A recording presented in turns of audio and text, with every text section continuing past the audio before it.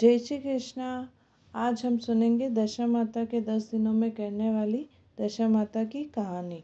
एक वृक्ष पर दो पक्षी नर और मादा रहते थे। मादा पक्षी के बच्चे नहीं होते थे। जब वह 4 चिड़ियों में बैठती तब वे प्राय उसको बाँझ कहकर उससे नफरत करते। इससे चिड़िया बहुत दुखी रहती थी।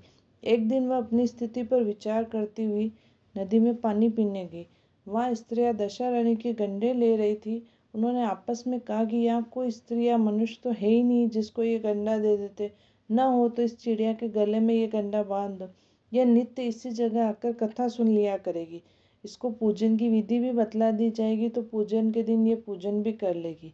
तो उन्होंने चिड़िया के गले में गंडा बांधकर उसे समझा दिया कि 9 दिन तक बराबर तो इसी जगह आकर कथा सुन लिया कर। 10वें दिन 21 गेहूँ लाकर एक गेहूँ तुम खुद चुन लेना। चिड़िया ने 9 दिनों तक प्रेम पूर्वक कथा कहानी सुनी। 10वें दिन स्त्रियों की बताई विधि के अनुसार गड्ढा पानी में डालकर पारना किया। कुछ दिनों के बाद उस चिड़िया के बहुत बच्चे पैदा हुए। अन्य चिड़ियों को बड़ा आश्चर्य हुआ और वह बोली कि इसके तो बच्चे होते ही नहीं थे, ये कैसे हुआ। वह बोली, जब मेरे बच्चे नहीं थे तब तुम लोग मुझे बाँझ कहकर धुतकारती थी।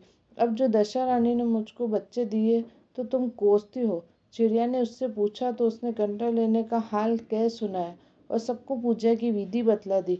तब तो जंगल की सभी चिड़ियाँ दशा रानी का व्रत करने लगी। हे दशा माता, जैसे उस चिड़िया को टूटी वैसे सबको टूटना, सबकी गोद हरी करना।